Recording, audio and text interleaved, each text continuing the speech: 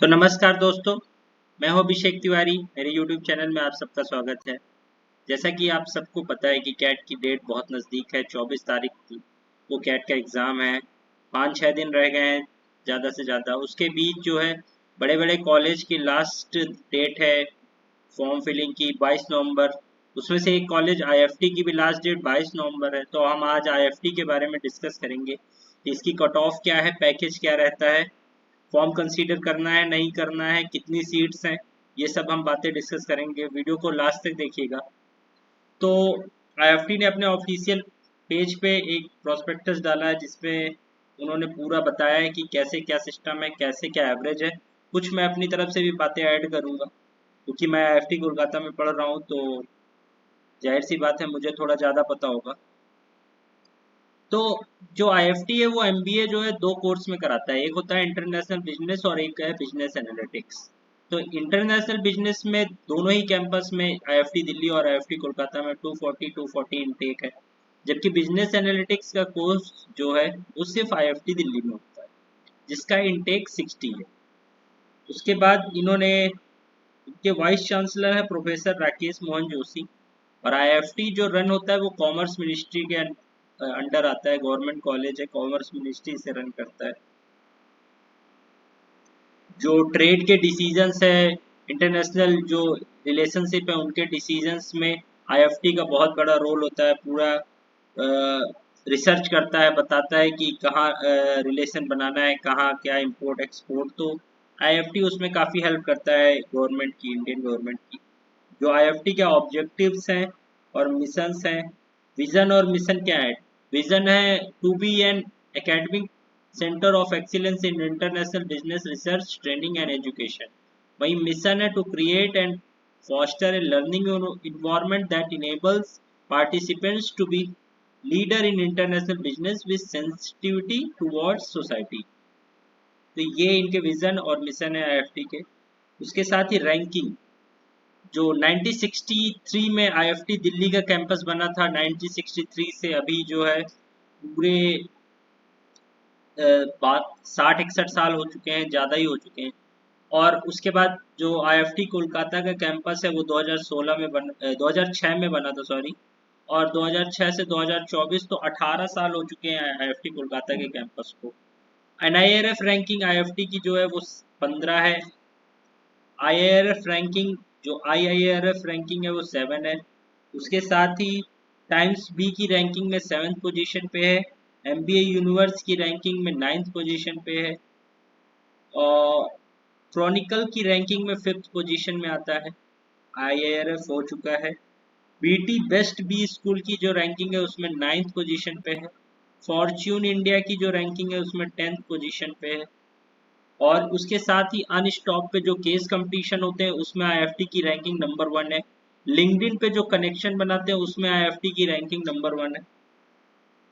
और साथ ही प्रोग्राम जो इसका होता है वो मेनली बेस्ड होता है इंटरनेशनल बिजनेस पे। और इंटरनेशनल मार्केटिंग पढ़ाते हैं, इंटरनेशनल फाइनेंस पढ़ाते हैं, इंटरनेशनल इकोनॉमिक्स है, ग्लोबल कॉरपोरेट फाइनेंस है, ग्लोबल ट्रेड है, एक्सपोर्ट इंपोर्ट। तो इन सब के करिकुलम में फोकस किया जाता है मेनली। पर जो प्लेसमेंट्स लगती हैं वो फाइनेंस में भी लगती हैं, मार्केटिंग में लगती हैं, हर डिपार्टमेंट की अच्छी अच्छी कंपनियां आती हैं, ऑपरेशन में रखती है, स्ट्रेटजी, कंसल्टिंग, ट्रेड कम्युनिटी और ऑपरेशन बता चुका हूँ। तो इन सब HR के रोल्स भी आते हैं। तो हर तरह के रोल्स यहाँ पे कंपनी आती है। जो तीसरा कैंपस काकीनाडा कैंपस भी है, पर यहाँ पे अभी MBA नहीं है, यहाँ पे सिर्फ IPM कोर्स रन होता है। हॉस्टल है, लाइब्रेरी है 24/7। उसके साथ ही ब्लूमबर्ग का सब्सक्रिप्शन है। आप आराम से ब्लूमबर्ग में बैठ के कुछ भी सर्च कर सकते हैं, जो आपको जिस भी कंपनी की एनालिसिस करनी हो आप आराम से कर सकते हैं। वाईफाई पूरा अवेलेबल होता है 24/7। दो कैंपस हैं। कैंपस 360 इनका जो पेज है, मेन पेज है एजुकेशन का, वो कैंपस 360। इसी में पूरे जो assignment, courseware, course structure, scores, attendance, ये सब इसमें हम लोग ट्रैक करते हैं। इंटरनेशनल कोलैबोरेशन भी काफ़ी अच्छा है। जो है हर साल एसईपी में स्टूडेंट एक्सचेंज प्रोग्राम में लगभग 40 से 50 बच्चे के आसपास जाते हैं। मेरे भी दोस्त जा रहे हैं इस साल, फ्रांस जा रहे हैं, इटली जा रहे हैं, जर्मनी जा रहे हैं। तो जो कौन कौन से कॉलेज है देखते हैं। Brock university north America, Vietnam institute, France के कौन से हैं, रेनेस स्कूल ऑफ बिजनेस, इसमें मेरा दोस्त जा रहा है, university of Bocconi, the international university of Geneva. तो अच्छे अच्छे कॉलेज से कोलेब्रेशन है जहाँ पे स्टूडेंट एक्सचेंज प्रोग्राम के लिए बच्चे जाते हैं। तो ये काफ़ी अच्छा रहता है बिजनेस स्कूल्स में कि दूसरे स्कूल जाएं, दूसरे देश का कल्चर सीखें, वहाँ की स्पेशलिटी सीख के आएँ और हम लोगों को आके सिखाएं। उसके साथ ही स्टूडेंट एक्सचेंज प्रोग्राम का मैंने बता दिया। अब मेन रह गया कि यहाँ का जो है प्लेसमेंट क्या होता है। तो प्लेसमेंट के लिए देखिए, प्लेसमेंट हाईलाइट में इन्होंने 2024 का जो प्लेसमेंट रिपोर्ट है, टोटल 120 रिक्रूटर कंपनी आई थी। हाईएस्ट एवरेज जो है 85.4 लाख है, इंटरनेशनल है ये। और न्यू पार्टनर जो है 54 न्यू पार्टनर बने थे। हाईएस्ट डोमेस्टिक जो सीटीसी है वो 75.6 लाख है। एवरेज सीटीसी है 27.3 लाख। मीडियन जो सीटीसी है वो 25 लाख है। टॉप जो 25% का वो एवरेज है 40.6 लाख है। तो अब ये देखिए कौन से रोल में, किस रोल में कितनी जॉब्स लगी हैं। तो सेल्स एंड मार्केटिंग में 22% है, फाइनेंस में 21% है, 18% कंसल्टिंग में है, स्ट्रेटजी एंड ऑपरेशनल मैनेजमेंट 15% है, ट्रेड एंड ऑपरेशन में 14% है, आईटी सेक्टर में भी 10% जॉब लगी।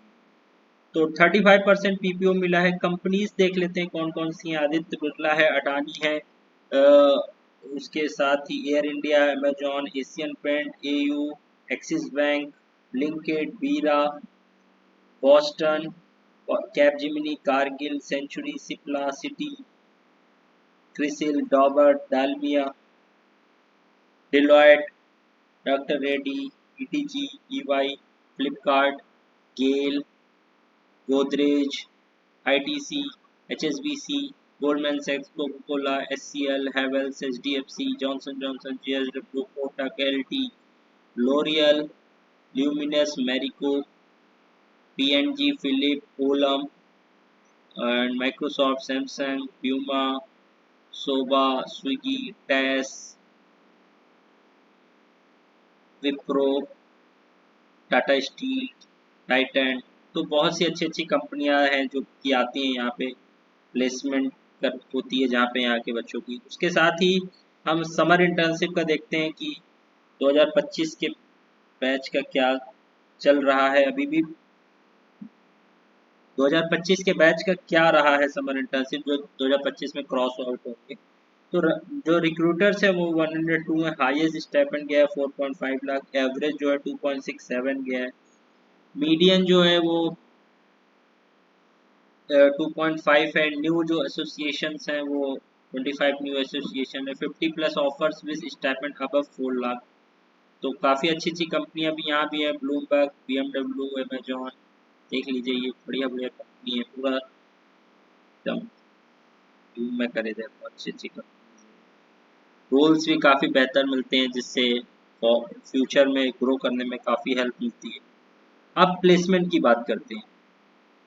तो सॉरी, अब बात करते हैं कट ऑफ की। तो जो जनरल के लिए कट ऑफ रहता है वो 97 परसेंटाइल से कम नहीं होना चाहिए। लास्ट ईयर जो मिनिमम था वो 96.66 था। जो सेक्शनल है वो जनरल के लिए 55 परसेंटाइल सेक्शनल होना चाहिए। उसके साथ ओबीसी और ईडब्ल्यूएस की जो सेक्शनल है वो 50 परसेंटाइल होनी चाहिए। और जो उसका मिनिमम परसेंटाइल लास्ट ईयर गया था वो 92.66 गया था, तो 93 मान लीजिए, 93 94। जो SC ST PWD है उसका मिनिमम कट ऑफ जो है सेक्शनल 30 परसेंटाइल है और मिनिमम कट ऑफ 88 के अप्रॉक्स होना चाहिए। तो ये यहाँ का कट ऑफ है। जनरल के लिए 97 प्लस चाहिए। अगर ज़्यादा स्टूडेंट फॉर्म भरेंगे तो कट ऑफ बढ़ भी सकता है, डाइवर्सिटी फैक्टर भी होता है। 2% जो है जेंडर डाइवर्सिटी को लास्ट ईयर दिया था, इस बार में भी ज़्यादा थे। तो ये सब है, इसलिए 22 लास्ट डेट है। आप IFT का फॉर्म डालिए, काफ़ी अच्छा पैकेज है, काफ़ी अच्छी अपॉर्चुनिटी है और आप लोगों को कंसीडर करना चाहिए कॉलेज। अगर आपके मॉक्स में अच्छे नंबर आ रहे हैं तो भी करिए, नहीं आ रहे हैं तो भी एक ऑप्शन रखिए अपने साथ। अच्छे आ रहे हैं, एबीसी के लिए जा रहे हैं तो एक बैकअप ऑप्शन होना चाहिए, और नहीं आ रहा है तो एक golden opportunity. So thank you so much, उम्मीद करता हूँ वीडियो अच्छा लगा होगा। Thank you.